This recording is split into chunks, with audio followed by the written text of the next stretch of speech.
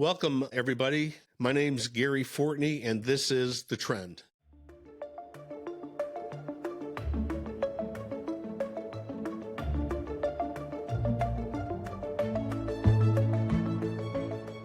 Thank you again, everybody, for joining us on the Trend podcast. As you know, we talk about different issues in law enforcement, either investigations or cold cases. We talk about law enforcement trends. We also talk about the regional issues affecting the St. Louis area, the state, as well as nationally. So we're always trying to pique people's interest about cases and other things within the public and share some knowledge that's usually not known about different cases and different things we've worked on.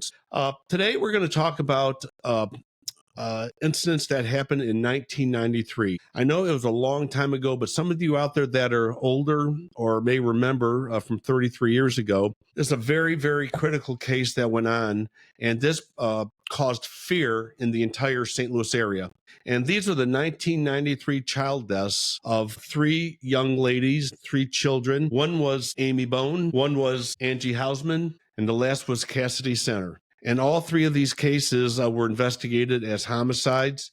And we're talking a little bit about those today. In addition, there's a case I'm not going to get into, but there was an attempted abduction of a young female in a city in North St. Louis County. That case turned out to be not related, but occurred within the same time period. So we're going to talk about the dates. We're going to talk about the impact in St. Louis at the time. We're talking about the investigations, about what's currently going on still, and how these cases were solved. So we have a special guest today. The guest we have is Detective Laura Nehring, who's retired from the St. Louis County Police Department. Let me talk a little bit about Laura before I have her introduce herself. I first met Laura in 1986 when I was assigned to go into the homicide, robbery, sexual assault unit. Laura had already been in there for a couple of years, and Laura was a detective that was primarily investigating sexual assault at the time. And when you go into the homicide unit or crimes against persons, you don't just jump right in and start doing homicides. You have two pathways you can go. You can either start working robbery cases to get yourself used to working crimes against person cases, or you can investigate sexual assaults before you start working homicides to get a little bit of the investigative aspect down for what we call person crimes. So when I went in, I decided I wanted to go the path of investigating sexual assault cases. And Laura was on my squad at the time, and that's where I first met her. And Laura and I became partners, but not only that, we have became and remained great friends throughout our entire career. So anyways, Laura, thank you for joining us today. I really appreciate it. Thanks for having me, Gary. A little bit of background. When did you start the police department? Remember when you were hired? I was hired in 1979. Okay, and which academy you go to? I went to the St. Louis City Police Academy. And that's where we are, right? Remember we went there, all the city, county, municipal officers were there. Oh, yeah. Remember a little challenge always taking place between the city and county, a little bit of challenges and who was better. So a little bit of competition there, but now they have the St. Louis County Municipal Police Academy, which is primarily St. Louis County officers and municipal officers. All right, so when you got out of the academy, where were you assigned initially? I was assigned to the Afton Precinct, the 3rd Precinct. Yep. Afton Precinct, that's in down towards South St. Louis County area. And I tell everybody about when I was a road officer. I was assigned at the 1st Precinct, North St. Louis County. And after working as a uniformed officer for 3 years, I realized one thing. I did not want to be a uniformed officer my whole career. How did you feel? Did you want to do more in your career after you were a uniformed officer for a while? I did. I really enjoyed the street. I felt like I wanted to do a little time out there to feel I knew what I was doing before I went into a bureau. So I don't know if you remember, Gary, but back then they were kind of pushing people to go into a bureau after about 3 years on the department. Yep.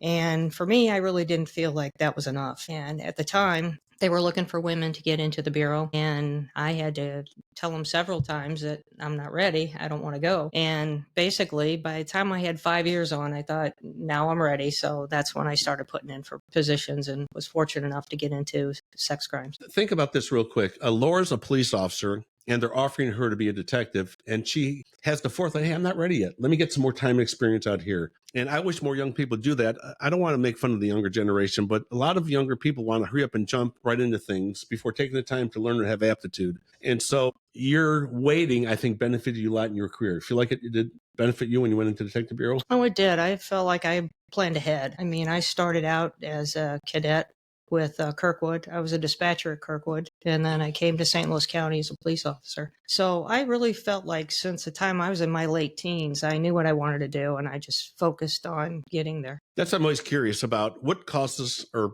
I guess drove us to be law enforcement officers? What did drive you to want to be a police officer, Laura? Because you were hired in the 70s, okay, when I was same time period. And there weren't many women law enforcement, were there? No, not at all. Think about your squad. How many women were on your squad in the entire squad back then? I think ideally they wanted one on each squad, and there were 3 squads.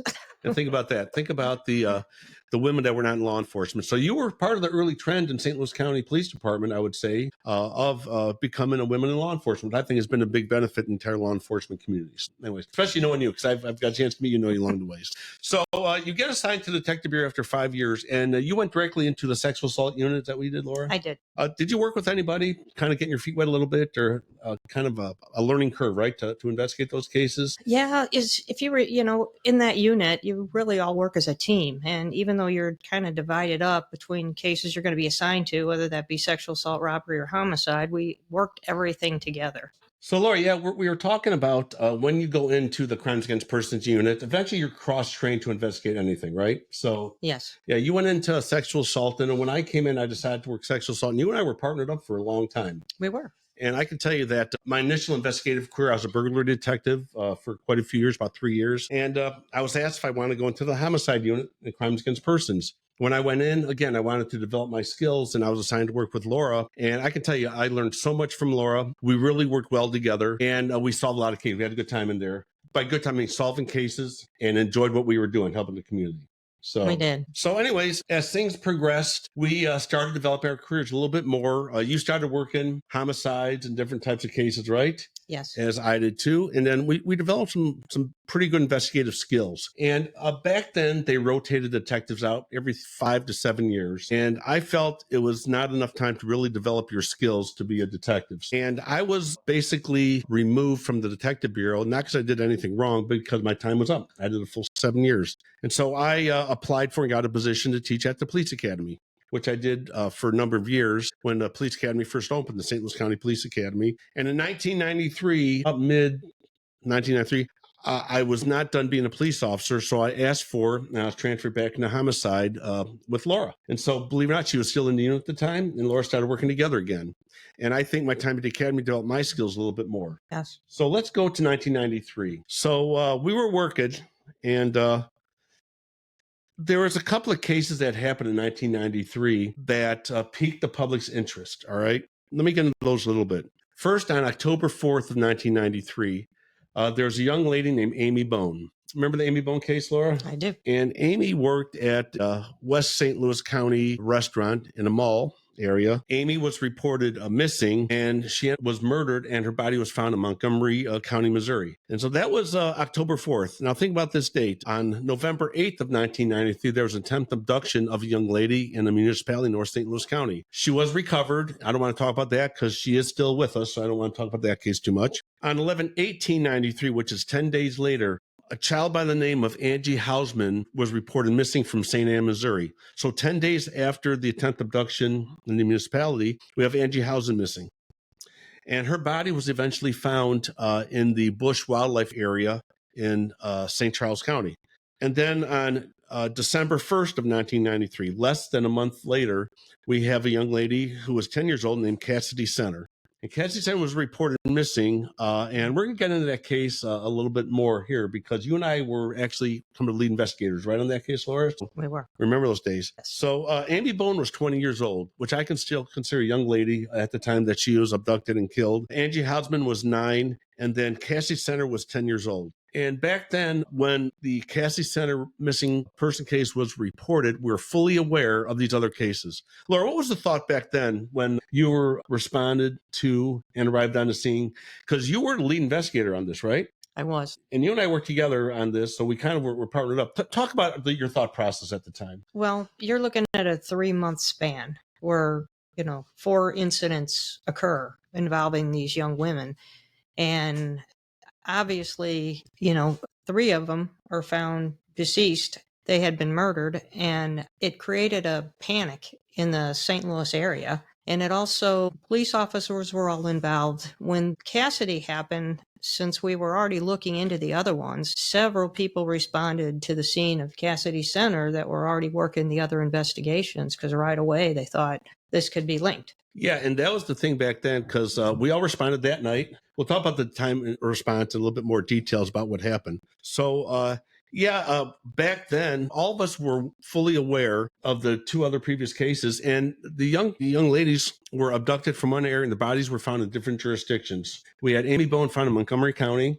We had Angie Hausman, who was found in St. Charles County, and then we had Cassidy Center was found in St. Louis City, right? So those they were completely separate where they were found from where they were abducted from St. Louis County and found in other places. How did you go about this? What were your thought processes about the case? In a little bit more detailed. Well, initially, you have to start with the basics. I mean, we're getting on the scene, we're finding out the last person to see her, we're going through our routine as far as getting to the house, interviewing everybody there, starting a neighborhood canvass, getting as many officers as we can at the scene to start interviewing people and, just getting the investigation going. Because this did look like it could be connected to these other cases. I mean, right away, we start trying to look into establish a task force, trying to get hotline numbers, and this thing started rolling very quickly. Very quickly. And again, I'm going to give a shout out to our Sergeant David Glenn at the time. Dave was our sergeant in homicide. I've known Dave a long time. I worked with him as a detective in burglary and then as a detective in crimes against persons. Then he was our sergeant. So he assigned you to be lead detective, and that's big responsibility, right, Laura? Yeah. So, yeah. Especially when it's that big of an investigation, there's a lot of paperwork. So, we started working the case, a little bit more details to get into just a little bit more of the meat of the case. So I can say we, because we all responded to the scene. Remember that night, Laura? And one thing, there's a lot of podcasts out there. There's a lot of media. There's a lot of information out there about Angie Hausman primarily, but Cassie's out there too and Amy Bone. A lot of the podcasts and other medias, these are being broadcast by people who are not even involved in the case. They're ones who heard about it or maybe read about it. We were actually involved. So how do we stand out? Because we were on the scene. We know the intimate details that happened, and we were actually the investigators who worked on these cases. So that what gives us a little bit of a unique perspective. So Cassie got home from school about 3:30 in the afternoon. Correct. And where was she going to go, or what did she tell her mother's boyfriend at the time? What was going to happen? Well, when she came home, she got home after school. Everything was normal. She told the guy that owned the house, and a friend of his was there, where they were working on some stereo equipment, television stuff. And she needed to be home by 5 because she was going somewhere with her mother, and she wanted to go to a friend's house. So the guy at the house there had told her, go ahead and go, but make sure you're home by 5 o'clock. Your mom's will be looking for you. So she got some things together, headed out the door, and started going to her friend's house, which lived just several blocks away in the same subdivision. Yeah, and we're going to kind of pause Cassie a little bit because this was the third missing and murdered child in St. Louis at the time. But let's back up a little bit about Amy Bone and Angie Hausman. Again, the Amy Bone abduction and murder, she was 20 years old, and she had been working at a restaurant, and she was abducted and killed. While that did garner a lot of media attention, it was Angie Hausman that really stuck out. And Laura, we remember when that came out. We were all working or had information to kind of get involved in Angie Hausman case. The details of Angie Hausman, remember the details of Angie Hausman? She was at a bus stop, and she never came home. Basically. So when she never came home, there were some issues about where did she go, what happened to her. And then the search was on, and we were working these cases. We were trying to do the best we could. Again, the Major Case Squad was involved in that case primarily. The Major Case Squad is a collective group of investigators from multiple jurisdictions in St. Louis County, and Illinois, and other jurisdictions in the region, where they respond to investigate certain cases. So while Major Case was in charge of the Angie Hausman investigation, actually was in the city of St. Anne, where she was abducted from, all of us in law enforcement knew about these cases, and we were just keeping our eyes open and getting involved as much as we could in our spare time to kind of assist it as we could. And as that was going on, Angie was eventually found murdered, and she's found murdered in the Bush Wildlife area. So, well, and Amy had been found murdered too by then. So yeah. Now you're looking at they were all look like they potentially could be connected because we hadn't had incidents like this in the area, especially 4 incidents within that short a period of time, which made a lot of people believe that these could be connected. Yeah, and real quick about the connection. What would all of you think out there? What would be the thought process? You have 3 young ladies murdered between December October and December. Four young ladies abducted, three murdered. The thought process was we have the same person, possibly. But that was our thought process. Actually, there was a news release done where a comment was made by a law enforcement official who said, we think we have a child murderer in St. Louis. But then our chief of detectives at the time stepped in, Jerry Adams, says, no, we don't know yet. Remember that when that happened at the news conference? Well, there was plenty of reasons to also think that they may not be connected. Sure. I mean, you had to look at both angles. You couldn't just assume one or the other. But I think right away, I think the media took off with the idea that this is all the same, or maybe wanted it to be, because we didn't want to think that there were multiple people doing this type of stuff. And that was the fear. Now, let me talk about the fear in St. Louis at the time. We're going to narrow into these cases in our next episode, a little bit more detail, Laura. Let's talk about what went on in St. Louis. So there was discussions about what had happened, and the public was being asked by law enforcement, help us out. What can you do to help us in the case? And the public was saying, what are you going to do about it, police? You have to keep our children safe. And I'm not saying there was pushback, but there was so much tension at that time in the St. Louis region. And back then, some young children, and now they're adults, actually remember this. They've been in my college classes. They remembered their parents taking them to be fingerprinted. Remember all that was taking place? So parents are taking their children to get fingerprinted. Just in case. Just in case. Would that help them prevent from being kidnapped? No. It's just the event that we found them. Let's talk about that a little bit about for fingerprinting, what that did. That did provide the parents with a kind of a peace of mind knowing that their children were documented through fingerprints that was on file. When you have a young lady or young man or child abducted, they're not going to have fingerprints on file, DNA on file, nothing's on file, right? We don't know who they were. So back then, how did we determine, or what did we do to gather evidence to try to identify if we found the children? From like what we did with Cassidy? Yeah.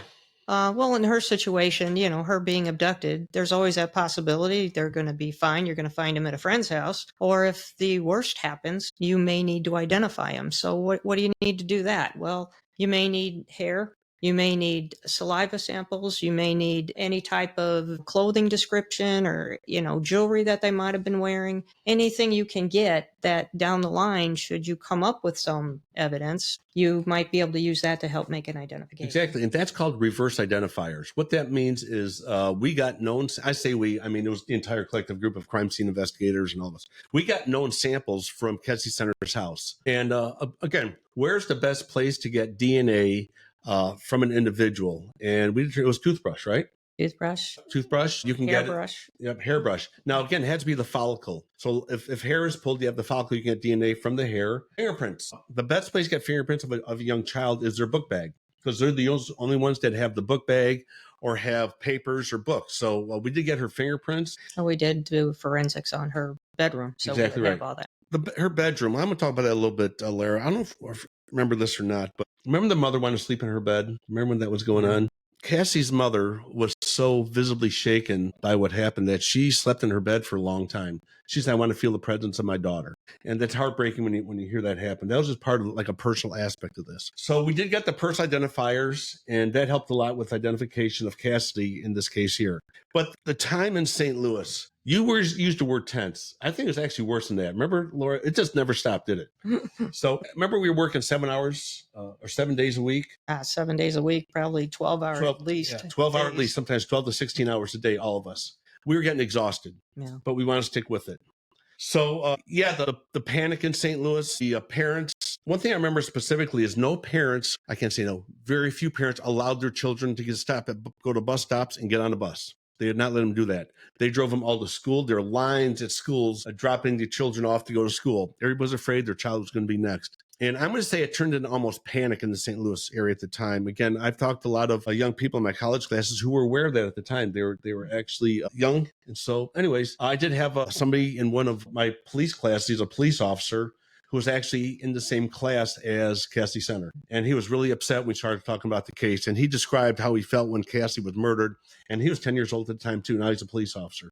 And that kind of helped him get into the profession. So very personal basis. And we learned so much from that investigation. We learned a lot about what not to do.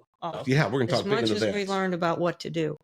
And, initially when the panic hit and people are calling in everything, and you want them to, because you want these leads. But unfortunately, we weren't organized quick enough to handle that volume of information. And that was because there was all these cases. If it was just one case, we would have never had that volume because we'd never seen that happen before. So now we've got this volume of calls and information coming in, and you're literally getting to the office and they're just handing out leads.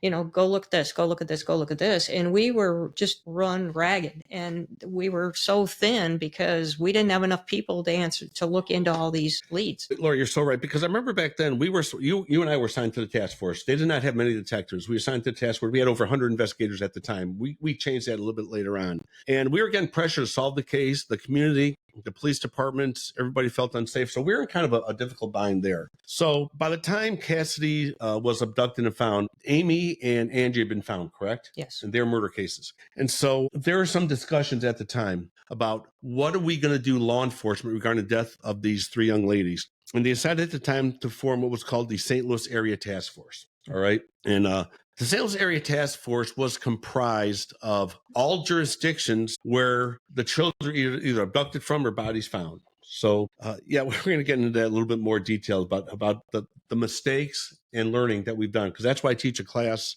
for law enforcement through our Vista Law Enforcement training programs of task force investigations. So let's jump back into Cassie. I know I'm a little bit all over the place. Let's jump back into Cassie a little bit more focused, right? Okay. So Cassidy said she's going to a friend's house to walk down the street, correct? Right. And just to kind of go through the story so the listeners understand what happened, because not everybody was around in 93. And we were there, so we have firsthand knowledge. So Cassidy was on the way to her friend's house, and she never got there. So 5 o'clock, her mother comes home, can't find her, asking everybody, where she's at. They started making phone calls. They started walking the neighborhood. And as they're walking the neighborhood, they come across people who were outside, and they find out that Cassidy was actually carrying a personal alarm. Now, we knew that initially, right? You actually interviewed the mother and her boyfriend at the time. Yes. I never talked to the mother because, again, you were more of an individual contact. But right. Let's talk about mother a little bit.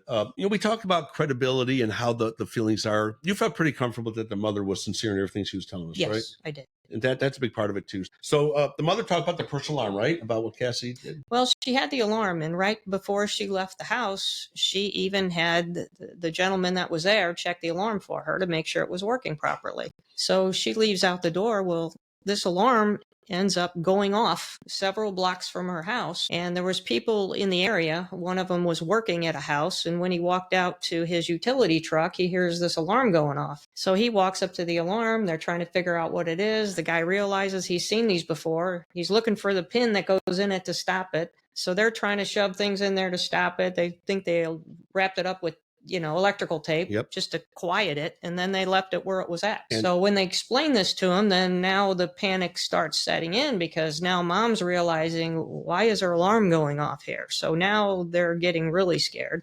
That's when they actually called the police. Yeah. And Laura, let's talk about that alarm a little bit. It was found right on the curb on the side of the road. Yes. And how about the thought process at the time? It appeared, I don't want to put words in your mouth, that somebody abducted her before she got put in the car. What did she do? Pull the alarm. And left it on the scene. And so we had a circumstance of a young child being abducted in a car taken from the area. And that was our assumption the whole time, right? Well, in addition to that, there was a pen that was found with the alarm, and we were later able to determine that pen was also hers. Yeah, we'll talk about that a little bit about the pin aspects. Anyways, everybody got the concept here about what our thought process was. And the biggest thing, she never ended up at her friend's house where she was walking to. Correct. And the mother called, she never showed up. And then again, that's when panic set in, and mother called law enforcement. And the county police were called at 6:02 p.m., about a 3-hour delay from the time she left, and responded to the scene. And the alarm was found a little bit before 4 o'clock. And then when all the investigators got there, we had to kind of figure out what we were going to do for the investigation. Again, knowing in the back of our mind, we still had Amy Bone and we still had Angie Hausman missing. And while it's good to have a lot of investigators, it's always the best to have a lot of investigators. Not always. So we'll talk about that as we go a little bit more. So Cassie's missing, and you had a determined group of investigators looking to find where she's at. Laura, I don't want to speak for Laura at the time. Let me tell you my thought process. We'd go in the morning, we'd get our leads, and all of us thought, we're the ones that are going to find her alive today. We're going to do it. We're going to find her alive. And our determination. Did you feel that way? Did you have a feeling we'd find her alive, or what were your thought process? We were certainly hoping so. Yeah. We were scrambling as fast as we could because every minute that goes by, every day that goes by, your chances are depleted. So we were looking at leads and then doing everything we could until the day that she was found dead, right? Right. And our morale, boom. When our morale got, how can I say, we got demoralized and we were in the dumps, all right? I remember that night, a bunch of us went out drinking. We drank too much that night. When we were talking about the case, I remember we had about, I think about 10 of us went out drinking that night. And we talked about how we failed her. And we were kind of depressed a little bit. We failed, what could we do different? So nobody felt very good the next morning when we came back to work. But then the determination was there. We're going to find out what happened to Cassidy. While we can't find her alive, we're going to find out who did this to her. And I can say that I woke up that next day feeling not the best, all right? But the determination was there. And then some decisions were made about the investigation, which we're going to talk about in the upcoming episode. They were still working Amy Bone and Angie at the time, right? Right, Laura? Yes. Was there any luck? Do you know if they got any success on that at all? Or what were your, I don't remember any. Do you remember any success? And no, they were still spinning in circles too, following leads. And they were hoping that with the Cassidy Center case, that it might bring new information or new leads that they could compare to their investigation. Yeah. Let me talk about that before we close down here. We have two things that happen. You have MO, method of operation, signature. MO is how crimes committed. Signature is what links cases together, an individualized aspect. And I know at the time we were looking, is there any signature that has a common link between all of them? And we were looking, and we're still investigating that at the time that we formed what was called the St. Louis Area Task Force. All right, Laura, so let's talk about the task force formation before we go to the next episode. Remember we were housed at the Academy, Police Academy? Yes. 100 investigators housed at the Academy.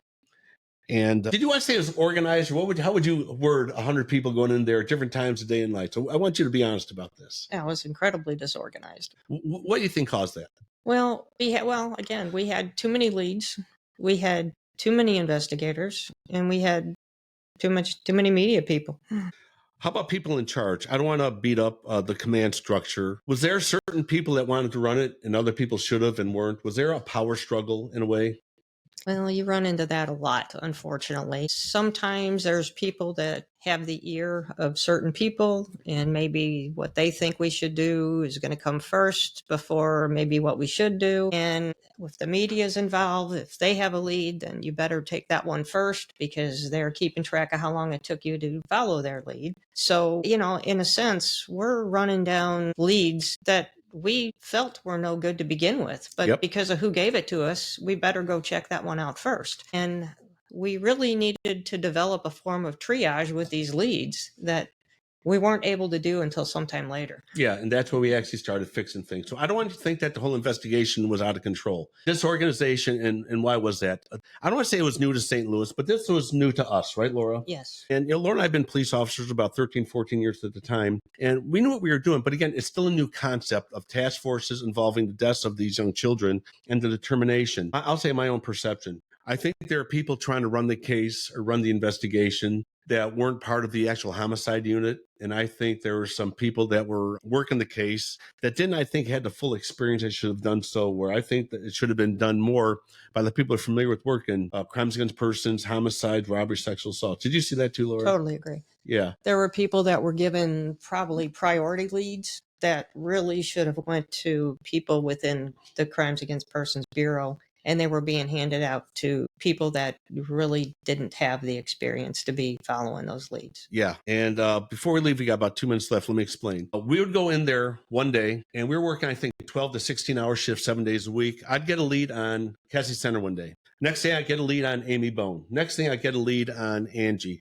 And we're all over the place. I'd work all these different cases at the same time. How were our brains at the time? I mean, you get your cases confused. You're like, which one is this related to? Is this related to Angie? Is this related to Amy? Is this Cassidy? And then, and I don't try not to bash the media here, but when you're going out on a lead and you get in your car and go, and they're following you, there's a problem. Yeah, the actually media was following us and where we're going. Trying to shake the media was a big deal. So anyways, too many investigators. You did not have one person in charge as far as I felt. You had different jurisdictions, St. Louis City, St. Louis County. You had other jurisdictions that were involved, which isn't necessarily bad. We had to have somebody in charge or have it manageable. Too many leads that were not being vetted. They were not prioritizing leads. too many people grabbing one lead and leave without any of us knew what was going on. There were no meetings, and the disorganization in this investigation was corrected. And when we come back to the next episode, we're going to talk about the solving of a couple of these cases, how it was solved, what we did to correct the issues, and how you and I have learned about our previous investigations. And real quick, again, I can't tell you enough, Laura is the best partner I ever had in my entire career. She won't admit it, but I will. We work well together, and I'm so glad I can still call her my friend in so much I've done with Laura. Until our next episode, we're going to get more into the in-depth issues of the child deaths that happened in 1993 and the success of law enforcement and the public solving these cases. So for now, stay informed. Remember, we are the Trend Podcast. We have the facts without the politics. My name is Gary Fortney, and see you next time. Thanks, everyone, for tuning into this episode of The Trend. If you have any questions, comments, or suggestions, please feel free to reach out to us at The Trend's website at www.trendmediallc.com, or you can email us at any time at thetrend@trendmediallc.com. We welcome everybody's comments, suggestions, or reviews. Don't forget to stay connected with us on social media. Follow us on TikTok and Instagram at Trend Media Podcast, and join the conversation on Facebook by searching The Trend Podcast. Check out our Amazon page through the link on our website, where you'll find some of our recommended products. We'll be back next time with more true crime stories, insights on law enforcement trends, and current trends with our region and the people we serve. Until then, stay curious, stay informed, and stay part of The Trend.